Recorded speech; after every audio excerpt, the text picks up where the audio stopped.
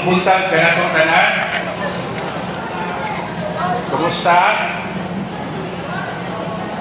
We are having this job fair specifically in celebration of the 65th Charter Day of the City of Lapu-Lapu.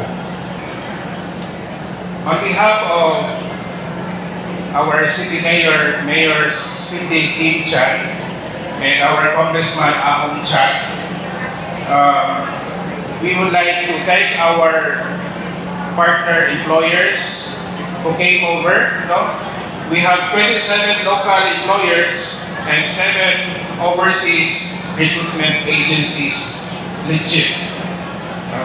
And they are providing us today 6,785 job vacancies.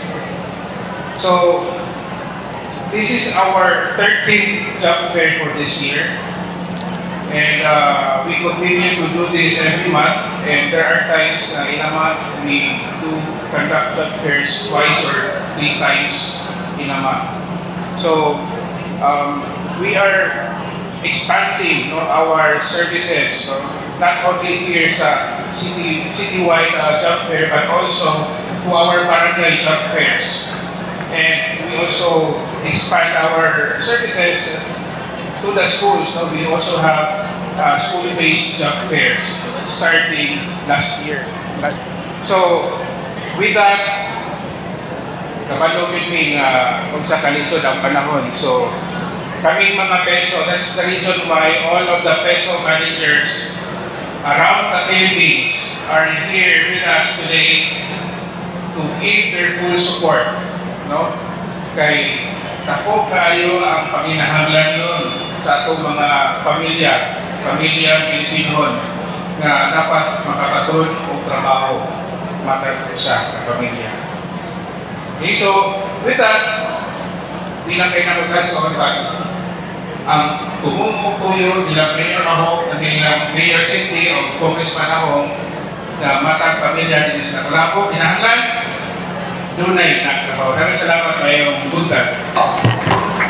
Okay, so maayong buntag natong tanan. First, we would like, as on behalf of our regional director, si Attorney Roy Belafe, we would like to thank our partners, especially si Mayor Cindy, si Kong Ahong, no, for making this ilahan na yung by heart ang paghimo o job fair.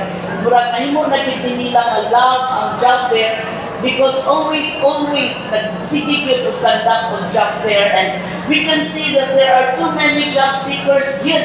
Every time we have the job fair, daghan yung tayo tag job seekers. And of course, no, kaya di man mahimo sa DOLE ang employment facilitation na DOLE alone. That's why we need our partners to be there. We need the local government units to be there. But of course, dili ko di mahimo sa local government units without our partner employers na dedicated na ni sila kaayo to join the job fair. So to all our employers, daghan kaayong salamat, no?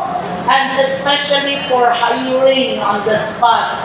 Karong buntag, daghan na tag-hire on the spot, and mga muyo mi sa atong mga employers sa continue hiring, no? Kunya, nag-hope lang mi nga karong adlaw maka-hire ta og more than 30% of our job seekers registered, no?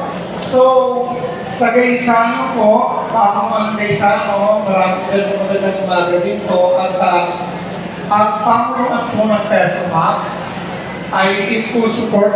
Actually, nandito nga po lahat ang Vice Presidents natin for Luzon, Visayas, Mindanao, the Southern and Northern Luzon, para po mag-express sa aming pagsuporta sa inyo pong celebration ng 65th Charter Day ng Lapu-Lapu City.